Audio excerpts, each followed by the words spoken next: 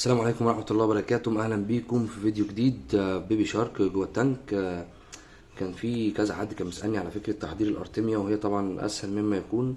فقلت برضك يكون في فيديو متواجد عندي على القناة، حتى لو صغير بس يكون فيه كل الطريق بتاع ازاي تفقس الأرتميا.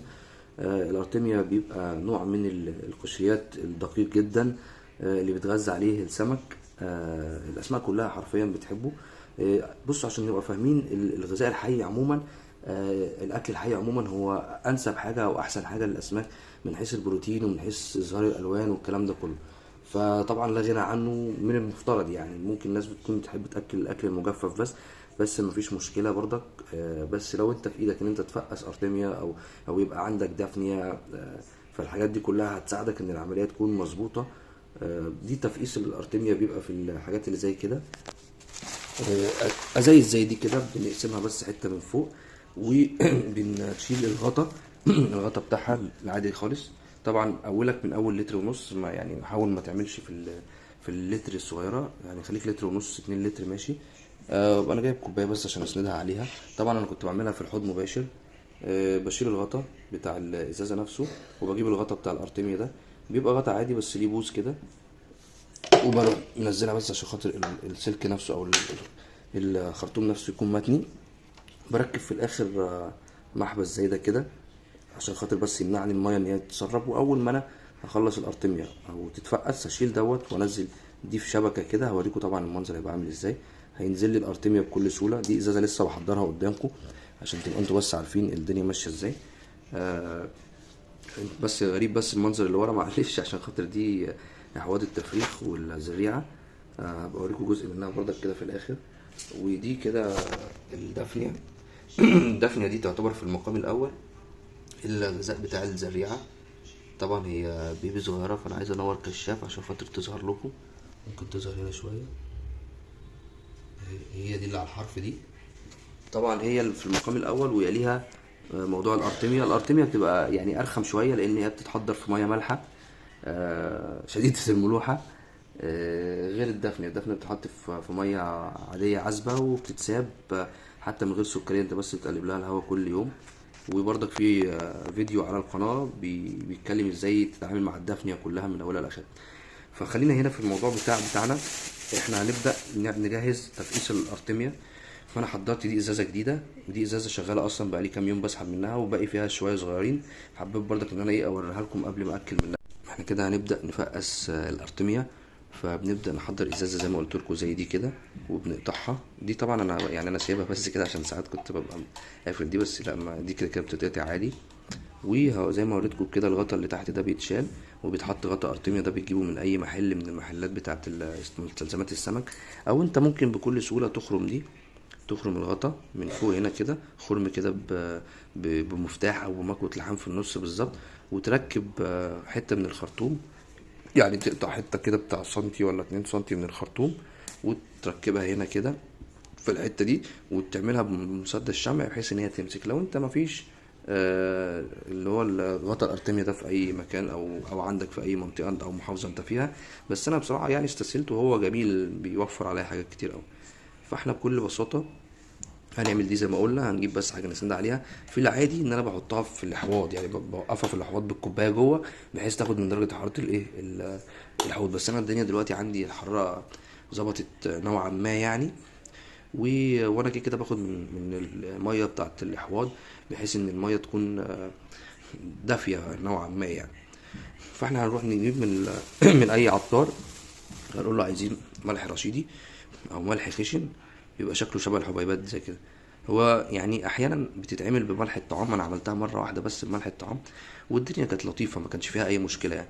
بس يستحسن ملح زي ده، ملح من غير يود، ده الملح الرشيد الخشن من اي عطار. تقريبا معرفش الكيلو ب5 جنيه تقريبا او ب8 جنيه، يعني حاجات بسيطه يعني. انا عشان ما عنديش معلقه كبيره فهبدا احط في المعلقه الصغيره دي بتاع معلقتين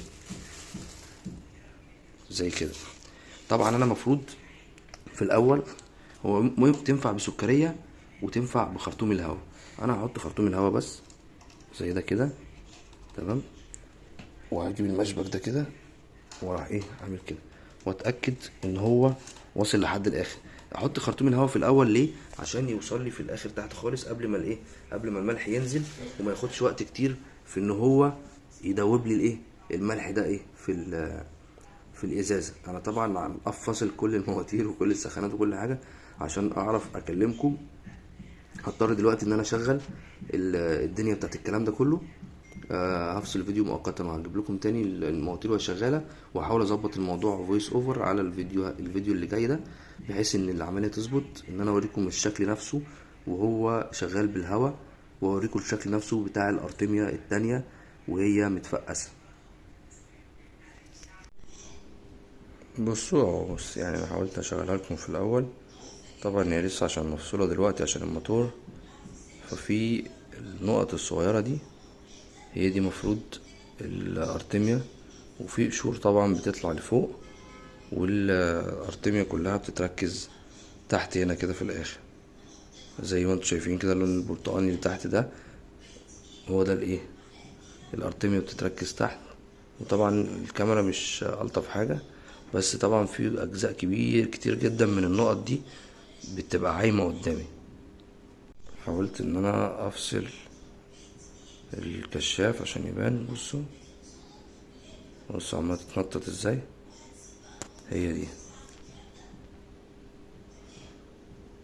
دي النقط الصغيرة جدا اللي جنب بعضيها دي اللي عمالة تتحرك ايه قبل السطح دي اهي، كل دي بيتقال عليها ارتميا بيبي شريمب، اي حاجة بقى، نوع من انواع القشريات الصغير الدقيق جدا، بيتاخد طبعا بسرنجة او برايل تأكيل او بالسحاحة الصغيرة، بيتسحب بيها وبيتأكل بيها. هوريكم برضك الطريقة دلوقتي كلها.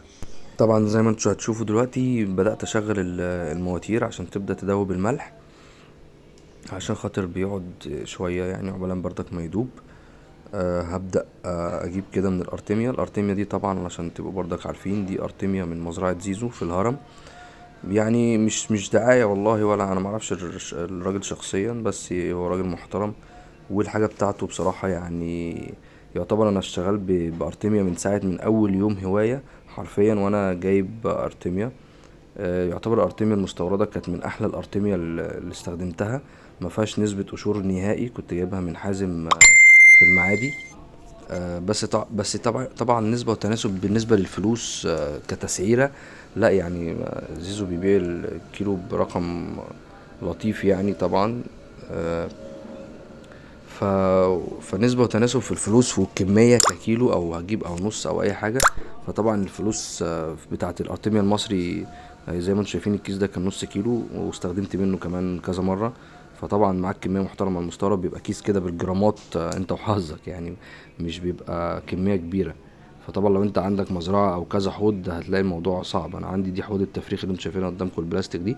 بصوا دلوقتي انا لما مسافة بس ما شلت المحبس اللي انا كنت بحطه اخر الخرطوم ووقفت بس الازازه كده، بدات هي اصلا اوريدي تلقائي تنزل مع نفسها، عشان خرطوم الميه، خرطوم الهواء كان اصلا معبيه ميه، يعني عشان خاطر اول ما انزل ما اضطرش ان انا اشفط، عشان الاول كنت بشفط من طرف الخرطوم التاني عشان خاطر يسحب لي الميه بالارتميا. بصوا دلوقتي انا بدات اسحبها اهي، هتبداوا بقى تشوفوا التراكمات بتاعه الارتميا نفسها هتبدا تظهر على الازازه. شايف اهي دي بدات تنزل اهي، دي كده ارتميا يعني جاهزة. انا ليه بعمل كده؟ عشان اصفي الملح، طبعا المية دي مملحة لاقصى درجة ممكنة.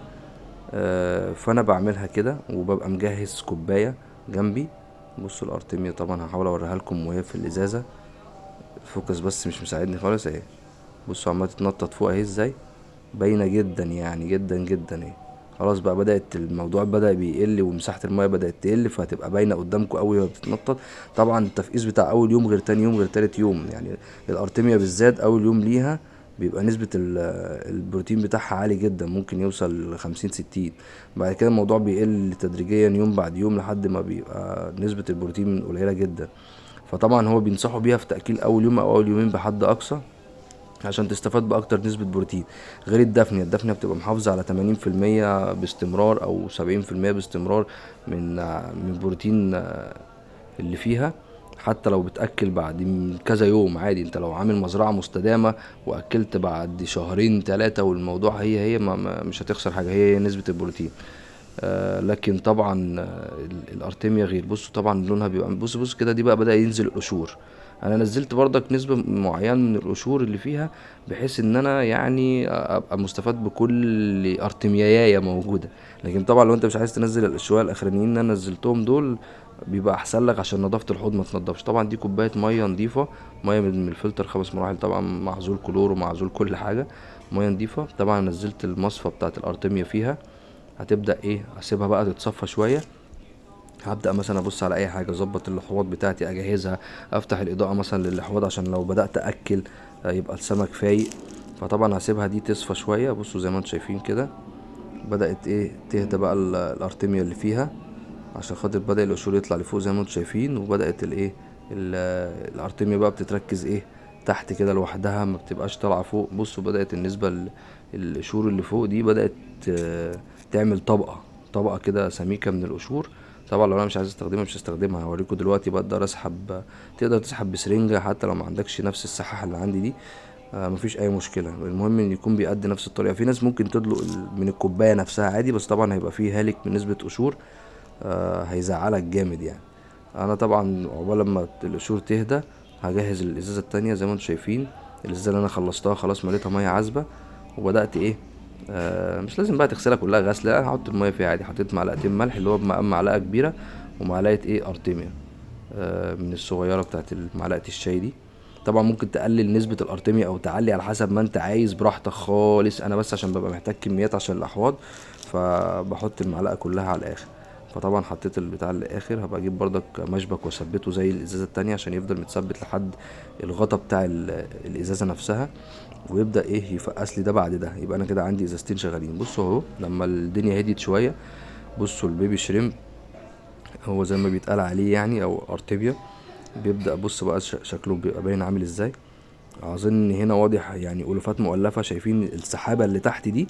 السحابة اللي تحت دي كلها ارتميا حرفيا كلها. وطبعا في طبعا كل حجم الازازة ده هتلاقوا فيه ارتميا عادي برضه اهو. بصوا شايفين؟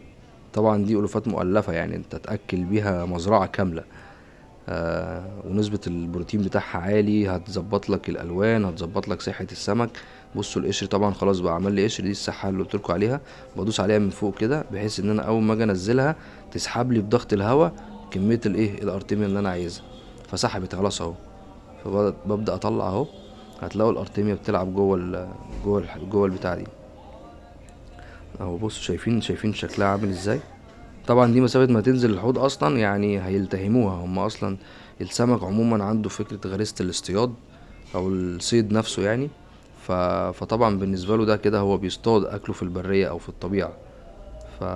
فبس فانا بص بنزلها لهم بالراحة اهي، يعني ضغطات عشان بس ما تنزلش تتراكم مني تحت وتفضل متثبتة في الجرش. فبحاول على قد ما اقدر اجمع عليها السمك. طبعا في ناس بتبقى مستحسن اللي هي ما تضغطش ضغطات كبيره زي ما انا عملت، بس عشان السمك لسه ما فاقش قوي فكله متركز تحت. فبيبقى احسن ان انت تسيبها وهي ضغطات صغيره جدا، بحيث ان هو ايه ما تنزلش ايه لحد تحت خالص.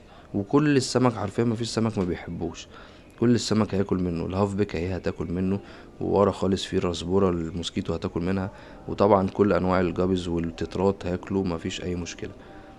آه فاللهم بارك اللهم بارك اللهم بارك، ما شاء الله ما شاء الله ما شاء الله يعني. دعواتكم معانا كده بصلاح الحال وبالاستمرارية ان شاء الله. تبدأ بقى تزود زي ما انت عايز تأكلهم تاني تأكلهم، عايز توزع لحوات تاني انا هنزل أكل الأنجل والديسكس. فطبعا برضك دول بيموتوا فيها. بس فطبعا الديول اللي بتاكلها دي الجاردينيري كلي فيش كانت عاملة معاهم الصح بتاعت الجابز اللي هو الفول بلاك، فانا نزلتهم هنا. طبعا ده بالتفصيل كل الحاجة تخص الارتيميا. لو عجبك الفيديو ما تنساش اللايك والشير والسبسكرايب عشان توصل لك كل جديد، وفعل الجرس. سلام.